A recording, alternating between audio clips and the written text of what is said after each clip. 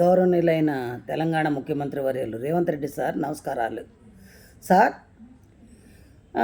Cabinet పెట్టారు. క్యాబినెట్లో ఏం చేశారు? క్యాబినెట్ పెట్టుకొని క్యాబినెట్లో మీరు ఏమి నిర్ధారణ ఇచ్చినారు ఎంప్లాయీస్కి? తెలంగాణలో ఎంప్లాయీస్ అంటే మీకు అసలు లెక్క లేకుండా అయిపోయినట్టుంది పరిస్థితి. అంటే ఏముందులే కేసీఆర్ గారు చేశారు కాబట్టి వాళ్ళు భయపడి ఉన్నారు, ఆగి ఉంటారులే అనుకుంటున్నారా, లేకపోతే మీ దగ్గర ఇంకా చాలామంది తొత్తులుగానే ఉన్నారు అని అనుకుంటున్నారో నాకు అర్థం కావట్లే. ఆల్రెడీ ముందు 3 డిఏలు బ్యాలెన్స్ ఉన్నారు, మళ్ళీ మీరు 2 డిఏలు 5 డిఏలు బ్యాలెన్స్ ఉన్నారు. 5 డిఏల్లో 2 డిఏలు ఇస్తామన్నారు, కానీ ఒకటి ఇప్పుడు ఇచ్చి ఒకటి అప్పుడు ఇస్తా అంటున్నారు. ఆర్థిక పరిస్థితి మాట వస్తే ఆర్థిక పరిస్థితి బాగలేదు అంటున్నారు కదా. మరి ఆర్థిక పరిస్థితి బాగలేదు, నెక్స్ట్ ఏప్రిల్కి మీరు ఇస్తే ఇప్పుడు రేపు నెక్స్ట్ మంత్ జూలైలో వచ్చే డిఏ ఎక్కడికి పోద్ది, మళ్ళీ జనవరిలో వచ్చే డిఏ ఎక్కడికి పోద్ది, మళ్ళీ 2 డిఏలు వస్తాయి. అప్పుడు మీరు ఇచ్చింది ఏంటి, మాకు జరిగిందేంటి?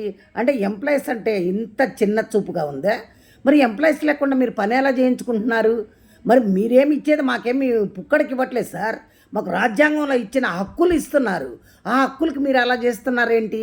అసలు మరి ఇన్ని రకాలు చేస్తున్నప్పుడు మరి ఊరు వాడ బొమ్మలు పెట్టుకోవడానికి ఒక బొమ్మకి 25 లక్షలు అంటే 250 కోట్లు ఎక్కడి నుంచి తీసుకొచ్చి పెడుతున్నారు? సోనియమ్మ బొమ్మ ఏ రాష్ట్రంలో పెట్టమని చెప్పారు? ఈరోజు మీరు సీఎం ఉన్నారు, మీ మీ పెద్ద అధ్యక్షురాలు బొమ్మ పెట్టుకుంటామంటున్నారు. రేపొద్దున బీజేపీ వస్తుంది, ఆ బీజేపీ వాళ్ళు బొమ్మ పెడతారా ఏంటి అసలు? అంటే మా కష్టార్జితము ఇక్కడ తెలంగాణలో కట్టే ట్యాక్సులు ఆల్రెడీ సౌత్ ఇండియాలో కట్టే ట్యాక్సుల్లో సగం నార్త్ ఇండియన్ వాళ్ళకి వాడుకుంటున్నారు ప్రధానమంత్రి గారు ఎక్కువగా. దాని మీద ఎవరు ఫోకస్ పెట్టట్ల మీరు. కానీ ఇక్కడ కట్టే ట్యాక్సుల్లో తెలంగాణలో మమ్మల్ని పిచ్చోళం చేయొద్దు. ఎందుకు చేస్తున్నారండి?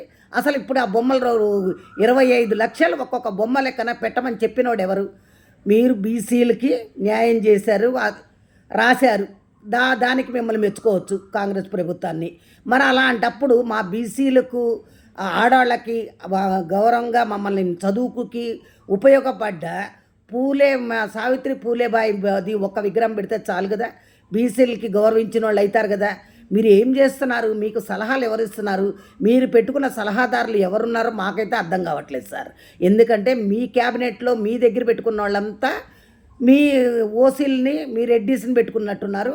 వాళ్ళు మీకు ఇచ్చే సలహాలు ఇలా ఉన్నట్టున్నాయి నాకు చూడంగా. మరి ఇప్పుడు మీరు మాకు ఇవ్వాల్సిన డబ్బులా మాకు ఇవ్వటానికి మీకు దగ్గర డబ్బు లేదంటున్నారు. మరి కొంతమంది లీడర్లని చెప్పని వాళ్ళని పిలుస్తున్నారు. మరి పింఛనర్స్ని ఎందుకు పిలవట్లా? మేమంతా పింఛనర్స్మి, మా బాధలు మాకు ఆమె ఎవరికి చెప్తారు? సరే ఇంకా అయిపోయింది. ఇప్పుడు మీరేం చేస్తున్నారు? హెల్త్ కార్డుల గురించి మమ్మల్ని 500 కట్టమంటున్నారు.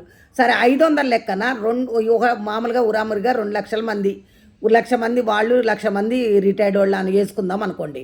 2 లక్షలు ఇంటూ 5 వేసుకుంటే నెలకి 1 కోటి రూపాయలు. ఇట్లా 12 నెలలు, సంవత్సరానికి 1200 కోట్లు ఇట్లా వస్తున్నాయి ఈ డబ్బుకి మీరు ఎంత కలుపుతారు? ఏ హాస్పిటల్స్కి ఇస్తున్నారు? ఏ హాస్పిటల్స్లో ఎంత ఖర్చు పెడుతున్నారు? టోటల్ జనాభాలో అందరికీ అన్ని పెద్ద పెద్ద రోగాలు వస్తాయని ఏం లేదు కదా. చిన్న రోగాలే రావచ్చు, వాళ్ళు రావకపోవచ్చు కూడా.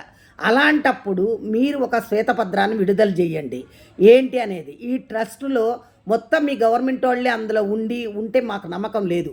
ఎందుకంటే మా వాళ్ళు కూడా ఉండాలి, అందులో పెన్షనర్స్ని కూడా పెట్టాలి. మీరు ఒక శ్వేతపత్రం చేసి పలానా హాస్పిటల్లో ఇంత సింగిల్ పైసా అక్కడ దాకెళ్ళి, ఇప్పుడు ఎట్లా అంటే ఇన్సూరెన్స్ వచ్చిందనుకోండి, ఆ ఇన్సూరెన్స్ అయ్యేదాకా ఉంచుకుంటున్నారు ప్రైవేట్ హాస్పిటల్లో. ఆ ఇన్సూరెన్స్ అయిపోయిన తర్వాత తీసి మళ్ళీ మీరు డబ్బు కడితేనే బాడీనో ఏదో ఒకటి తీసుకెళ్ళమని చెబుతున్నారు. ఇలా కాదు, సింగిల్ పైసా కూడా ఎవరు కూడా కట్టరు అనేది ఒక నినాదం కింద చూపెట్టండి.